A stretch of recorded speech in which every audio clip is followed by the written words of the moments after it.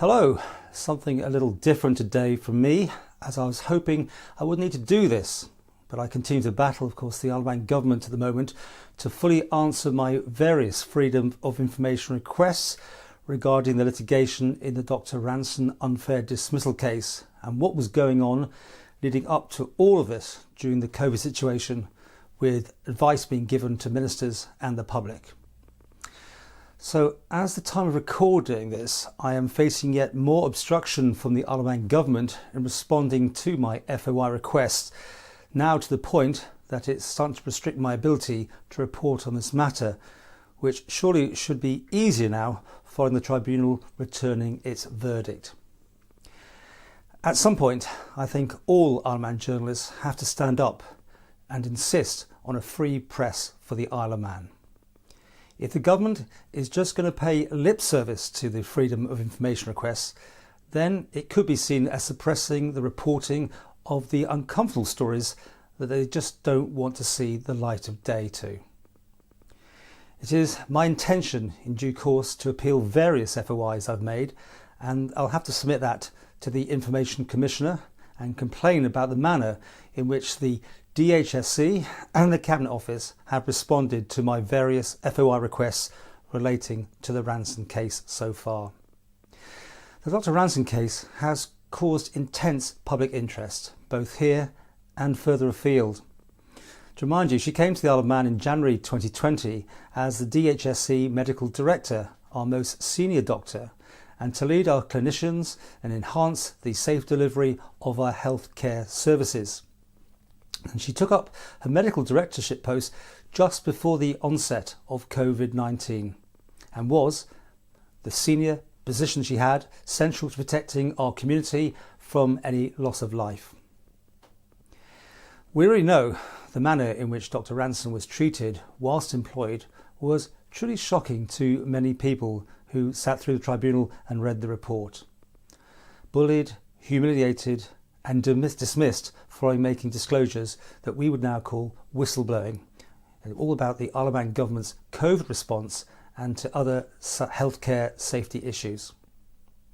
However, this was nothing compared with, as mentioned in the tribunal report, saying high-handed, malicious, insulting and oppressive manner in which the government conducted itself during the course of the litigation, which warranted for their oppressive, arbitrary and unconstitutional behaviour.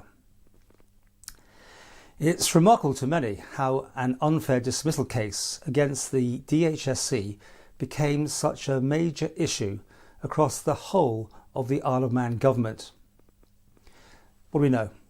Well, it seemed to definitely involve the Chief Minister, the Deputy Chief Minister, several other ministers, the former Chief Secretary, the current Chief Secretary and the former CEO of the Office of Human Resources, to name but a few.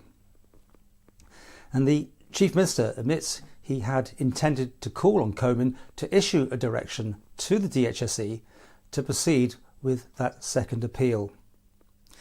A reminder, of course, the Dr. Ranson award of $3.2 million is the single largest win for a whistleblowing case for the British Medical Association and the Manx Employment and Equality Tribunal. And it was that tribunal found that the DHSC had fought tooth and nail on a false basis to the substantial detriment of Dr. Ranson and at the expense also of the Manx taxpayer.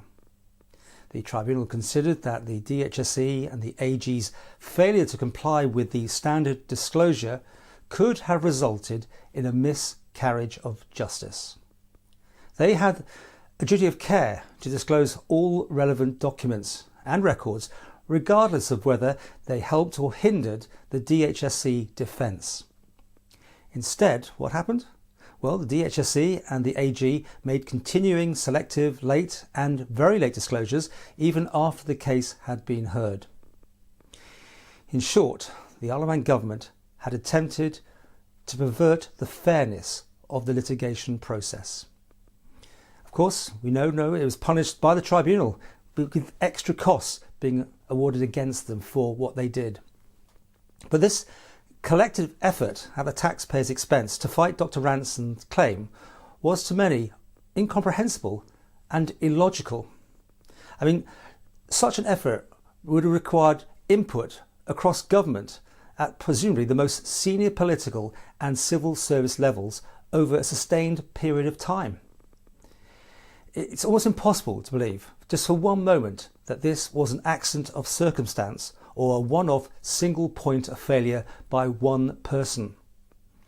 To many, it looks like a team effort, because Miss Magson, and she's getting a lot of flack, she could not have done this all by herself. The Ranson case was backed, of course, by the powerful British Medical Association, and following publication of the tribunal's decision, the BMA chair, Professor Philip Banfield, came to the Isle of Man to meet with doctors and other people, but also to hold an explosive press conference.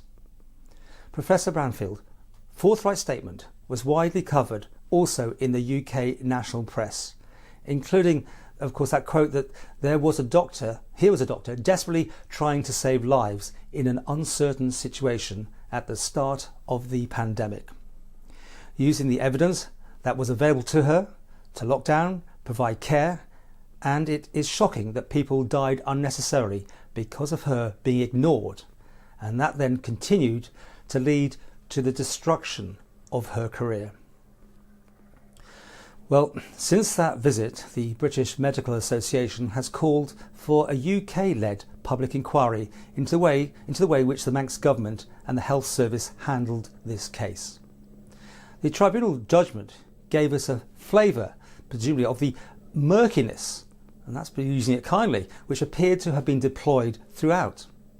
However, what motivated the Isle of Man's senior leadership team to collectively behave in such a manner still at this point remains a mystery, which, of course, is a main thrust of one of my latest FOIs.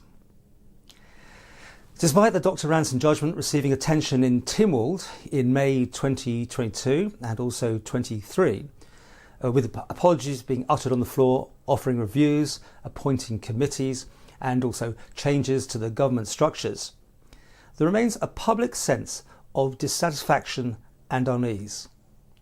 Not just at the wasted costs, the unnecessary loss of life, and the destruction of the career of the medical director whose job was to save lives and to improve our healthcare on the Isle of Man, but there appears to be a growing mistrust for the lack of visible acknowledgement of the wrongdoing or accountability from those leaders in government, both in the civil service and even still some politicians. Remember, after the liability judgment in May 2022, several senior civil servants, including the Chief Secretary, the CEO of the Office of Human Resources, the CEO of the DHSE, amongst others, suddenly left their office with presumably financial settlements and, in some cases, public salutations on the work they had done.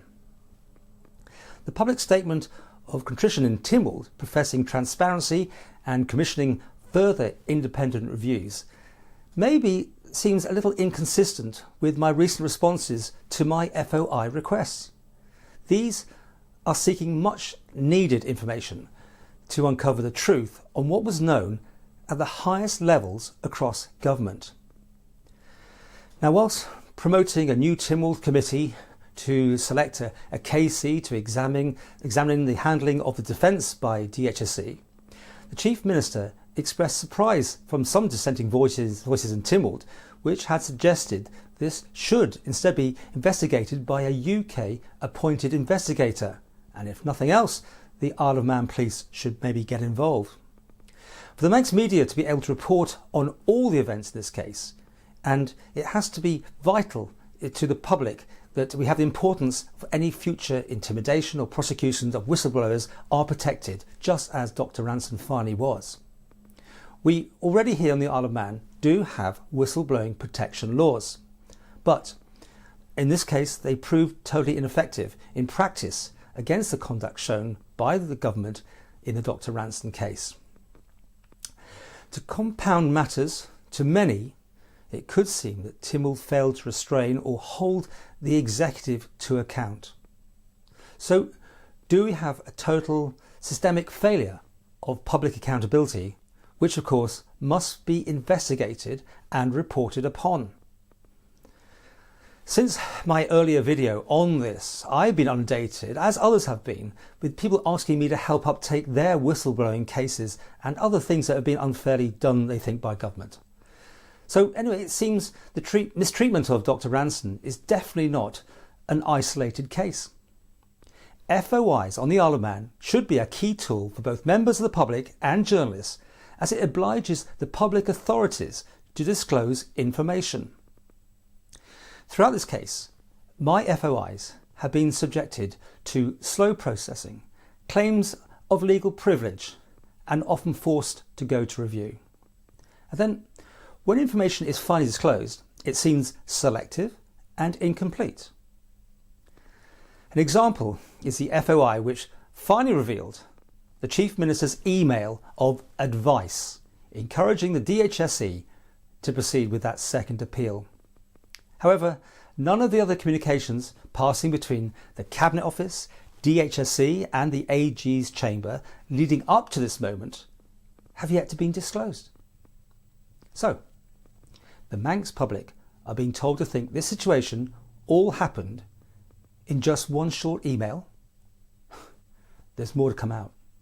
To make things unclear like this, my FOC asking for disclosure of the DHSE minutes of the decision not to proceed with the second appeal was twice refused after review, citing, again, legal professional privilege. However, and remember this one, when it suits the DHSE narrative on the alleged concocted documents, the DHSE was quick to release the Expel report under FOI, even though it looked like it was sub judice at the time while the tribunals are sitting. But then my FOI request for the terms of the Expel report, clearly which should be given, well, the departments weren't going to, were they? They asked for extra time. And in that moment, I went on recorded interviews, I went to Manx Radio, talking about this, and then suddenly, a day later, more information was released, even before that interview, presumably, I think, even went to air. Anyway, that information, when we got it, showed that Cam Malone started the Expel recruitment, but, and this seems quite incredible, that Magson and Malone were not on the list of people to be interviewed. Anna Healy of the AGs was on the list, but she was not interviewed. That weight can be given to what weight can be given to a report that did not talk to some of the key players? The FOI disclosure concluded an Expel appointment on the 19th of July 2022. The last email set up a meeting between Expel, DHSE and Manx Care officials. That was the next day for a briefing. And yet, it appears no meetings of that briefing are going to be disclosed. Not yet, anyway. My last FOI was filed on the 4th of May 2023, asking about the toning down of the DHSE Medical Director clinical advice in March 2020, the onset of COVID. This week, I received notification from DHSE that the response due shortly would now be delayed to at least the 16th of June, whilst qualified exemptions were being considered.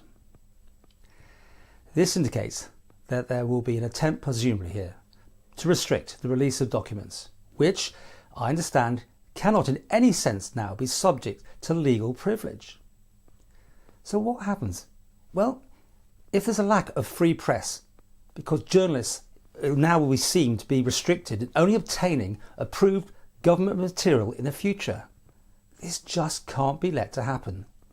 The FOI system was set up to show transparency in our government. The Chief Minister has made it clear he likes transparency as well. So, we watch and we wait. In my next part, if no full answers have been received, I'll give you a full detail of my delayed FOI and the partial, if any, responses that have been received.